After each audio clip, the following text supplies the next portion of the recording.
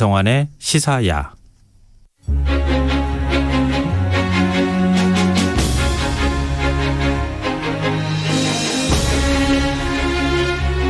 최근 들어 젠더 이슈를 두고 논쟁이 벌어지는 일이 많죠.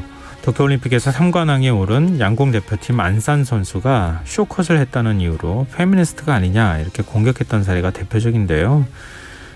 일부의 의견을 기소하면서 논쟁거리가 되고 있는 것처럼 부추긴 황색 저널리즘도 문제가 아닐까 생각합니다. 그런데 우리 역사 속에서도 지금 읽어보면 참으로 기막힌 여현 발언을 한 인물이 있다고 하는데요. 흔적의 역사. 오늘은 김부식의 사례를 통해 역사 속 젠더 논쟁을 살펴보는 시간 갖도록 하겠습니다. 이기환 경향신문 선임기자 나와 계십니다. 안녕하세요. 네, 안녕하십니까. 네. 안산 선수를 둘러싼 페미니즘 논쟁 좀 뜨악하기도 하고 그랬는데요. 외국 언론에서도 참 이상한 현상이다. 그렇습니다. 이렇게 평을 했다면서요. 상관왕 체전 안산 선수의 선전 모습을 이렇게 다룬 게 아니라 뭔가 하여튼 쇼커머리 했다고 그래서 온라인상에서 페미니스트라고 공격받고 있는 안산 선수를 다뤘다. 이런 것은 참 어떻게 보면 좀 제가 봐도 저도 언론에 종사를 하지만 허접한 언론이 많지 않나 이런 생각이 들어서 반성을 하게 됩니다. 언론인으로서 언론을 비판하는 말씀을 해주셨어요. 참 이거 거북스러운 얘기이기도 한데 우리 역사 속에서도 이렇게 불필요한 젠더 논쟁을 부추긴 사례가 있어요. 예, 그 당시에는 불필요하다고 하기는 안 했겠죠. 남성 중심 사회여서. 그러나 지금 돌이켜놓고 생각을 해보면 이게 상당히 참 어처구니없는 이 여혐 논쟁이라고 볼 수가 있는데 삼국사기를 편찬한 김부식 이야기입니다. 그 삼국사의 편찬자인 김부식은 여성으로서 왕위에 오른 선덕 여왕 관련 기사를 쓰고 나서 이제 한마디로 평가를 합니다. 그러면서 공격을 하는데요. 이렇게 얘기를 하죠. 남자는 존귀하고 여자는 비천하다. 어찌 아녀자가 안방에서 나와 정사를 처리할 수가 있겠는가. 신라는 여자를 왕으로 세웠기 때문에 참으로 어지러운 세상의 일이었다. 나라가 망하지 않는 것이 다행이다라고 얘기를 했거든요. 그러니까 그래도 김부식은 고려시대 사람이잖아요. 그래서 그렇게 평론을 한 거다라고 볼 수도 있지만 선덕여왕 시대에 반란을 일으킨 사람이 있습니다. 상대등 비담이라는 사람인데 이 비담은 뭐라고 얘기했냐면 여왕은 나라를 잘 다스릴 수가 없다라고 하면서 거병을 했거든요. 김부식이 유학자여서 그런가요? 남존여비 사상이 느껴지는데. 그렇죠. 그렇게 이제 해석을 하죠. 김부식과 같은 유학자, 비담도 그런 분류에 속하겠지만 김부식과 같은 유학자들이 어떤 유교적인 여성관, 즉 남존여비 사상을 보여준다라고 볼 수가 있는데 그런데 김부식이 아녀자 때문에 나라가 망할 지경이다라고 얘기하면서 한 가지 유명한 고사성어를 인용을 하는데요. 그것이 바로 암탉이 새벽에 운다라는 뜻인 빙계지신입니다. 암탉이 새벽에 울면 집안이 망한다. 이런 그런 얘기죠. 그 말의 기원이 되는 거잖아요. 이런 암탉 관련 고사성어가 얼마나 오래된 거예요? 빙계지신 굉장히 오래된 고사성어예요. 그러니까 기원전 1046년 무렵에 주나라를 세운 무왕이 상나라 마지막 군주인 주왕을 정벌하면서 이른바 나중에 출사표라는 얘기를 했지만 출사표를 던지게 되는데 옛말에 암탉이 새벽에 울면 집안이 망한다 했소이다 라고 하면서 그리고 상나라 왕은 부인의 말만 듣고 선조에게 드리는 제사를 그만두고 나라를 어지럽혔소 라고 얘기를 했죠. 부인의 말만 듣고는 이게 무슨 의미예요? 이게 상나라 주왕의 부인이 달기라는 여인이었어요. 그런데 이 주왕이 달기를 위해서 주지육림이라고 유명한 또 고사성어가 있잖아요. 그 주지육림을 만들어서 벌거벗은 남녀들을 풀어놓았고 그 부리 위에 또 기름 기둥을 걸어놓고 죄수들에게 거기를 걷게 했다 그러죠. 그러니까 미끄러우니까 넘어질 거 아니에요. 미끄러워서 넘어지는 모습을 보고 깔깔대면서 즐겼다라고 얘기를 하죠. 이런 어떻게 보면 이거 약간 가학적인 행위인데 그렇죠. 부인을 위해서 이런 걸 했다고요? 그래서 역사서에서는 달기를 희대의 요부라고 하는데 그러나 그것은 남성 중심 사회의 대표적인 핑계다라고 볼 수가 있는 건데 왜냐하면 나라를 망친 장본인은 바로 임금인 주왕이다라고 볼 수가 있고요. 사기를 보면 뭐라고 되어 있냐면 분명히 그 이유를 적어놨어요. 당시에 상나라는 재정일치 사회의 분위기가 계속 이어져서 임금이 하늘제사, 조상제사를 게을리하면 안 됐거든요. 그런데 이 상나라 주왕이 그런 제사를 소홀히 했다. 그래서 망했다라고 이제 분명히 썼거든요. 그럼 주지웅님은 변명이라는 얘기예요? 그렇죠. 그러니까 어떻게 보면 그런데도 상나라를 정벌하러 갔던 주나라 무왕이 모든 책임을 여성인 달기에게 물어서 암탉 운운하면서 꾸짖고 자기가 쳐들어간다라고 얘기를 한 거죠. 그리고 이 무왕의 출사표를 보면 또 재미있는 구절이 보이는데 암탉 고사를 인용하면서 옛말에 암탉이 새벽에 울지 않는다라고 해서 옛말이라고 했거든요. 지금 아까 말씀한 주나라 때 시절이 기원전 1000년이라고 말씀하셨잖아요. 그럼 지금으로부터 3000년 전인데 그때 옛말이면 언제를 말하는 거예요? 그래서 어떻게 보면 이제 그 전에 상나라 마지막 임금이 주왕이라고 그랬으니까 그 상나라 때는 모든 국사를 처리할 때 점을 친 다음에 그 정계를 보고 처리를 했거든요. 그래서 거북 껍질에 불을 대서 갈라지는 틈의 모형을 보고 기륭을 판단했는데 그렇게 얻은 정계를 이제 거북 등에 새긴 게 바로 이제 그 상형 문자인 각골문이지 않습니까? 근데 각골문을 보면 이런 대목이 나와요. 저도 참 그거 보고 재밌게 생각을 했는데 왕비인 부호라는 여인이 아이를 낳으려 한다. 과연 아들일까요? 라고 묻는 내용하고 그 정계가 나오죠. 정해진 날짜에 아들을 낳지 않았기 때문에 불길했다. 그래서 과연 딸이었다라는 그런 내용이 나오더라고요. 불길하면 딸을 낳는 거예요? 예, 그렇습니다. 그래서 당시에 그 왕이 누구냐면 상나라 중흥군주였던 무정이라는 무정왕인데 이분이 그 기원전 13세기에서 12세기 사이에 이제 있었던 사람인데 그 사람의 두 번째 왕비가 부호라는 여인이에요. 그래서 부호라는 여인의 출산이 임박을 하니까 아들인지 딸인지를 물어보는 점을 친 거예요. 그러니까 그때 이제 낳으라는 출산 날짜에 낳지를 못했어요. 그래서 결국 딸을 낳았기 때문에 재수없고 불길했다. 뭐 이런 정계를 그렇게 그 각골문에 이제 새겨놓은 거죠. 남아선호 사상은 불과 얼마 전까지 다시 좀 남아 있었잖아요. 그렇죠. 그래 오래된 사라진 지 그리 오래된 얘기가 아닌데. 근데 원래 또 생각해 보면 모계 사회가 맞는 거 아니에요? 그렇죠. 원래는 뭐 모계 사회라고 하죠. 뭐 그렇게 하는데 우리가 뭐 신석기부터 청동기 시대에 들어서면서 인간이 이제 공동체 생활을 하게 되고 빈부격차와 계급이 생기고 그리고 강력한 신권과 왕권이 공존하는 또 재정일치 사회가 탄생을 하고 그래서 이제 아들이 또 왕위를 계승하게 되고 뭐 이것이 이제 상나라라고 볼 수가 있고 상나라는 또 이웃 부족을 전쟁으로 공격을 해갖고 노예로 만들어서 이렇게 막 뭐 노예를 또 이렇게 막 제사에 바치고 막 이런 또 그런 비극적인 일도 있거든요. 그런 노예 국가였거든요. 이때부터 남녀 차별의 풍조가 퍼지지 않았냐라고 이제 우리가 얘기를 하고 있죠.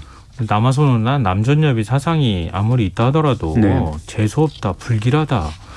딸을 그렇게 표현하는 것은 좀 약간 여혐이라는 표현을 사용했지만 거의 그 수준 아니에요?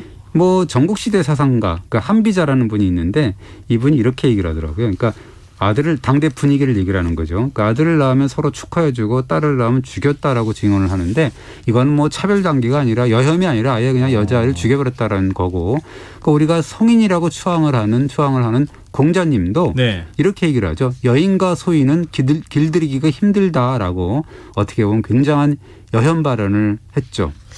물론 뭐 시대가 다르긴 하지만 공자가 그런 발언했다는 게 좀 놀라운데요. 그 이유가 있어요. 뭐라 그러냐면 여자는 가까이 하면 버릇없이 굴고 멀리 하면 원망하기 때문이다라고 이제 논어에서 얘기를 했는데 그래서 중국 문학가이자 서상가인 류신이라는 사람 있지 않습니까?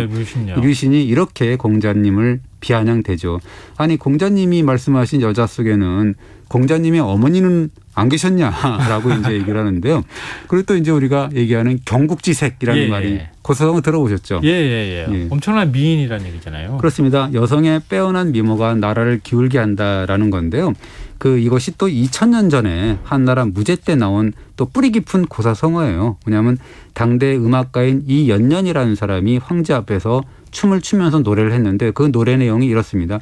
북방의 아름다운 여인 그 미모가 단연 뛰어나네. 눈길 한 번에 성이 기울고 눈길 두 번에 나라가 기운다. 그래서 일고경 인성 제고경 인국이라고 했거든요. 그 이후에 이제 그 얘기를 이제 계속 인용을 하면서 중국 역사서가 걸핏하면 역대 왕조가 망한 이유를 가지고 경국지색이다라고 탓을 돌렸죠. 왠지 핑계 같은데. 그러니까 상나라 마지막 임금도 부인 때문에 나라 망쳤다고 하셨잖아요. 예, 그런 예가 또 있어요. 그러니까 주나라 유황 때 일인데요. 그건 이제 기원 후인데 뭐 8세기, 7세기 때인데요. 그러니까 유황이 총애한 여인 중에 포사라고 있었습니다. 되게 유명한 여인이죠. 그런데 이 여인은 생전 웃지를 않았다 그럽니다. 그러니까 유황이 이 여인을 웃기기 위해서 무진 애를 썼는데 웃지를 않으니까 참 굉장히 그랬죠. 근데 어느 날 갑자기 오랑캐가 쳐들어온다는 정보를 입수해서 막 봉화를 올리고 막 그러잖아요. 봉화 올리고 북을 치니까 제후들이 막 헐레벌떡 뛰어왔거든요. 그런데 적군이 결국 오질 않았습니다. 그러니까 이제 헐레벌떡 달려온 제후들이 출출대는 거죠. 이게 뭐야 도대체 하고 돌아갔는데 그때 이상하게 포사라는 여인이 그 모습을 보고 깔깔 웃더라는 거예요. 그러니까 이제 유황이 이거다라고 싶었다라는 거죠. 이게 무슨 의미예요? 그러니까 이게 좀 이상한 성격의 소유자죠, 여인이. 그래서 뭐 그러니까 제후들이 막 이렇게 허탈하게 돌아가는 모습을 보고 포사가 막 웃고 즐기니까 예. 이게 이제 유황이 포사라는 여인을 웃기려고 그 다음 날부터 날이면 날마다 거짓봉화를 올리는 거죠. 그러니까 처음에는 한두 번 달려오던 제후들도 나중엔 화가 나서 오질 않겠죠.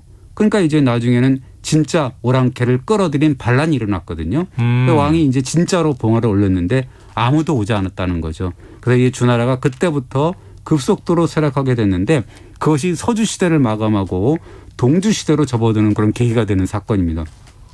이 중국판 양치기 소년인데요. 그렇죠. 그렇죠. 참 부인의 취향도 독특했지만 네. 그걸 또 실제로 하는 왕도 좀 한편으로 보면 한심하기도 하네요. 그렇죠. 그러니까 그럼에도 불구하고 역사서에서는 뭐 여자의 경국지석을 망국의 책임으로 돌리는 예가 상당히 많습니다. 그리고 이 춘추 전국 시대에 오나라 부차가 월나라 구천이 바친 서시라는 여인 때문에 나라를 잃었다고 하는데 이 원나라와 월나라는 뭐 오월동준이 와신상담이 그런 또 그 고사성으로 유명하잖아요. 그리고 당나라 현종도 양귀비 때문에 현혹이 돼서 여자를 뭐 나라를 누란의 위기에 빠뜨렸다라고 하는데 이것이 동양뿐만이 아니라 서양도 마찬가지죠. 왜냐하면 파스칼이 말했다고 하는 건데 클레오파트라의 코가 한치만 낮았어도 세계 역사는 달라졌을 것이다라는 말이 또 상식이 돼 있죠.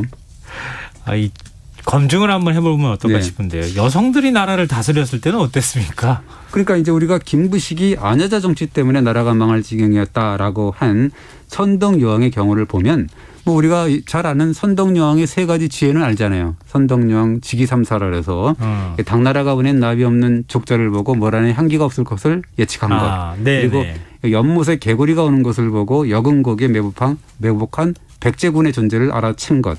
그리고 자기가 죽을 날을 또 미리 예측한 것. 이것이 이제 선덕여왕의 세 가지 지혜라는 게 삼국유사에 나오거든요. 그리고 이 선덕여왕 제위 때 이 백제가 엄청나게 계속 공격을 하고 있었습니다. 그것이 선덕여왕 때문이 아니라 신라가 진흥왕 때 나제 동맹을 깨고 한강 유역을 차지하는 바람에 백제가 복수하려고 계속 이렇게 공격을 한 거거든요. 그런데 선덕여왕은 김유신과 김춘추와 같은 인재들을 기용해서 위기를 극복하고 또 불교의 힘으로 백성의 마음을 하나로 모으려고 해서 황룡사, 구축, 목탑 이런 걸 세우고요. 또 세계에서 가장 오래된 천문대인 첨성대를 또 만들잖아요. 그리고 또 그 다음에 또 진덕여왕이 또 들어서는데 그때 또 어떻게 보면 그 고구려 뭐 백제로서는 좀 나쁜 이야기지만 나당 동맹을 또 이끌어내거든요. 그러니까 뭐 나름대로 여성의 어떤 그런 지도자들이 상당한 뭐 삼국 통일의 기틀을 잡았다고 우리가 볼 수가 있는 거죠. 근데 그러면 김부식은 앞서 말씀하셨지만 아녀자가 안방에서 나와 종사를 하면 나라가 망한다. 네. 뭐 나라가 망하지 않은 것이 다행이다. 이렇게 얘기했잖아요. 그럼 너무 심한 말인데요. 그렇습니다. 그리고 김부식이 그 자리에서 삼국사기에서 선덕여왕을 비판하면서 예를 둔 두 여인이 있어요. 누구냐면 바로 중국 한나라 때 천하를 쥐고 흔든 여태우라는 여인이 있고 그다음에 당나라 때 아예 새로운 왕조를 건국해서 15년간이나 다스린 무축전 그러니까 측전무라고 굉장히 유명하죠. 그 두 사람인데요. 이게 김부식은 두 여인을 두고 늙은 두 할멈이 안방에서 나와 정사를 휘둘렀다라고 비판하면서 이제 선덕여왕을 이제 한꺼번에 이렇게 하는 거거든요. 그러면은 김부식 말대로 두 여인 때문에 나라가 뭐 휘청거렸습니까? 그 여태우라는 분은 한나라 고조 유방의 정실 부인입니다. 그러니까 고조가 죽으니까 어린 아들을 대신해서 정권을 잡았는데 물론 정권을 잡기까지 온갖 악행을 저질러요. 되게 그 악행이 유명한데 이 생전에 남편이 청해했던 다른 부인, 척부인이라는 사람이 있는데 그 사람의 손발을 절단하고 눈과 귀를 파내서 돼지 우리에 살게 하면서 사람 돼지라고 불렀다라고 하거든요.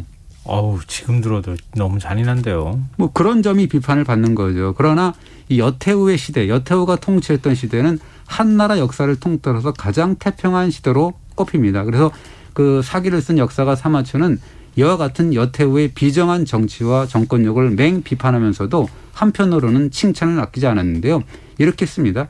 모든 정치가 안방에서 이루어졌지만 천하가 태평하고 안락했다. 백성들이 농산일에 힘쓰니 의식이 나날이 풍족해졌다라고 하거든요. 그리고 이 사마천이라는 사람은 황제로 즉위하지도 않은 여태우를 역대 황제들의 기록인 사기 본기에 포함을 시키거든요. 그것을 여태우 본기라고 하는데 황제와 같은 반열에 여태우를 놓은 거예요. 그러면 사마천은 여태우로 황제 대접을 해준 거네요. 그렇습니다. 예, 그렇습니다. 그리고 당나라 때 무축전, 그리고 측전부의 경우도 비슷했는데 이분 또한 악행이 대단하죠. 온갖 관계를 써갖고 황후가 되고 황후가 된 이후에도 남편인 고종의 건강을 핑계 삼아서 독재 권력을 휘둘러 가지고 수많은 대신들을 고문하고 죽였는데요. 급기야 690년에는 국호를 주로 바꾸고 스스로 황제를 칭했죠. 그래서 이분은 중국 사상 유일한 여황제로 15년간이나 천하를 지배를 했는데요. 치세 내내 악랄한 책략과 잔인한 탄압을 가했다라고 얘기를 하죠. 축천무의 그 악행이라고 해야 되나요? 네. 그건 유명하잖아요. 그렇죠. 그래서 이제 그렇지만 또 사람들이 고문당하고 죽어나가고 막 이런 것은 궁정에서의 일이다라고 하는 거고요. 예. 그런 평가가 있습니다. 그리고 업적도 많았다. 그래서 이제 예를 들자면 과거제의 인원수를 늘려서 과거 체제의 위상을 높였다라는 거고 토지, 상업자본, 학식이 결합된 어떤 지배층의 기반이 이러한 과거제를 통해 확립이 됐다라는 또 평가를 받고 있습니다. 우리 역사를 너무 반쪽짜리로만 배웠나? 그런 생각을 하게 되는데요. 그러니까 입체적으로 사람을 좀 조명하면 좋은 일들도 했고 또 그러지 않아도 뭐 악행이든 나쁜 일들도 한 거 아니에요. 네, 그렇습니다. 근데 뭐 흑수저도 출세할 수 있다는 꿈과 희망을 그럼 준 거네요. 그렇습니다. 뭐 획기적인 뭐 인재 선발 방식, 뭐 물론 뭐 과거제를 처음 실시한 건 아니었지만 어쨌든 그 좀 이렇게 발전을 시킨 거죠. 그래서 이 그런 인재 선발 방식으로 해서 일반인도 사회적으로 상승할 수 있다라는 기대를 불어넣어 준 거고 또 농업 발전에도 힘썼다 그러고요. 그리고 당근과 채찍으로 해서 이민족을 다스려서 변방의 안전을 도모했다. 뭐 그런 또 호평도 받습니다. 그러니까 제가 아까 악행이라는 표현을 이제 취소해야 될 것 같은데요. 네. 권력 기반을 갖추는 과정에서는 좀 잔인한 일을 저질렀지만 백성들을 위해서는 정치를 잘했다. 이렇게도 얘기할 수 있나요? 네, 그렇습니다. 궁정 내에서는 뭐 수많은 죽음이 있었고 고문이 있었고 그래서 뭐 상당히 좀 좋지 않은 부분도 있었지만 그래도 이제 백성을 위한 정치는 잘했다는 평가가 있고요. 그러니까 아까 한나라 여태우를 두고 사마천이 정치는 잘했다. 천하가 태평했다. 라고 호평을 했잖아요. 예. 사마천과 함께 또 후대의 위대한 역사가로 꼽히는 분이 또 있죠. 자치통감을 쓰는 사마광이라는 사람인데 이거는 무축전을 두고 이렇게 칭찬을 합니다. 무축전은 그 상벌을 병행하면서 천하를 다스려서 유능한 인재가 쓰였다라고 하는 건데요. 어떻게 보면 그래서 역사서에서 무슨 여자 핑계대고 뭐 어쩌고 하는 거는 어떻게 보면 그야말로 좀 비겁한 변명이다라고 우리가 얘기할 수가 있습니다. 사마천을 이렇게 평가했던 김부식도 그렇게 좀 평가했으면 어땠을까 하는 아쉬움이 드는데요. 네. 근데 지금 뭐 시대가 많이 달라져서 네. 이게 옛말처럼 됐는데 네. 세계적으로 여성 총리, 여성 대통령이 지금 많잖아요. 그 제가 뭐 이렇게 자료를 보니까 60개국 이상에서 여성 총리와 대통령을 배출했다라고 하는데 그래도 아직까지도 여성 지도자를 보는 시각이 좀 이상하긴 합니다. 예를 들자면 영국 총리를 지낸 마가렛 대처를 두고서 무슨 철의 여인이니 이렇게 얘기하는데 그 이후에 별의별 여인이 다 생겼더라고요. 뭐 예를 들자면 메들린 올브라이트 전 미국 국무장관을 두고는 티타늄 여인이라고 하고 또 콘크리트 여인도 있습니다. 뭐 퀘벡주 총리를 가지고 그렇게도 얘기를 한다는 건데 그리고 또 구리 여인 뭐 이렇게도 뭐 얘기를 하는데 마누엘라 레이테 전 포르투갈 3인당 대표를 또 구리 여인이라고 하는데 어떻게 보면 이런 티타늄이니 콘크리트니 구리니 혹은 또 철이니 뭐 이런 여인이라고 붙이는 것이 강인하다는 뜻도 있지만 왠지 여자답지 못한 고집센 여자 어떤 그런 느낌, 냉수적인 그런 냄새가 풍기는 수식어들이고 뭔가 하여튼 여성 총리나 대통령이 나오면 신발이 어떻다는지 뭐 의상이 어떻다는지 네네, 이런 식으로 맞아요. 이제 평가를 하는 그런 케이스가 많죠. 아이고, 앞서 시작할 때 우리 언론 얘기하셨지만 네. 우리 언론도 진짜 보도할 때 조심해야 돼요. 어찌 보면. 예, 그렇죠. 근데 여성 혹은 남성이라서가 아니라 한 사람의 지도자로서 한 사람의 뭐 직장인으로서 인물에 대한 평가는 좀 제대로 해야 되겠다 이런 생각을 하게 되네요. 그렇습니다. 사마천, 사마강 같은 두 역사가 남자가 어떠니 여자가 어떠니 하는 못난 평가를 내린 게 아니잖아요. 오로지 백성의 삶에만 초점을 맞춘 그런 평가를 내린 건데 앞으로 여성 때문에 무슨 남성 때문에 이러한 못난 이야기는 하지 않기를 바랍니다. 아니, 제가 뭐 농담삼아 그런 얘기하지만 요즘 아이들은 다 외할머니가 키워준다. 뭐 현대판 모계사회가 다 돼버렸다 이런 얘기들 하는데 다시 우리가 그렇게 되돌아갔는데 왜 우리 사회 항상 여성 문제에 대해서는 저는 고정된 인식을 갖고 있는지 모르겠습니다. 자, 흔적의 역사 오늘 여기서 마무리해야겠습니다. 지금까지 경향신문 이기환 선임 기자와 함께했습니다. 고맙습니다. 네, 감사합니다. 오늘 모바일 상품권 당첨자는 홈페이지 공지사항에서 확인하실 수 있습니다. 그리고 또 오늘 공지를 하나 좀 드리려고 하는데요. 지난주 한밤의 인문학 코너에서 저희가 퀴즈를 내드렸었잖아요. 이 당첨자 10분을 추첨해서 정여울 작가의 신작 끝까지 쓰는 용기를 저희가 보내드리기로 약속을 했는데요. 이 당첨되신 분들 저희 홈페이지 선물방 게시판에 들어오셔서 성함과 주소 남겨주셔야 합니다. 그래야지 저희가 책을 보내드릴 수 있거든요. 제가 하루빨리라도 보내드릴 수 있게 꼭 서둘러서 선물방 게시판에 들어오셔서 성함과 주소 남겨주셨으면 좋겠습니다. 김성환의 있어야. 저는 내일 밤 다시 찾아뵙겠습니다. 지금까지 시사평론가 김성환이었습니다. 편안한 밤 되십시오.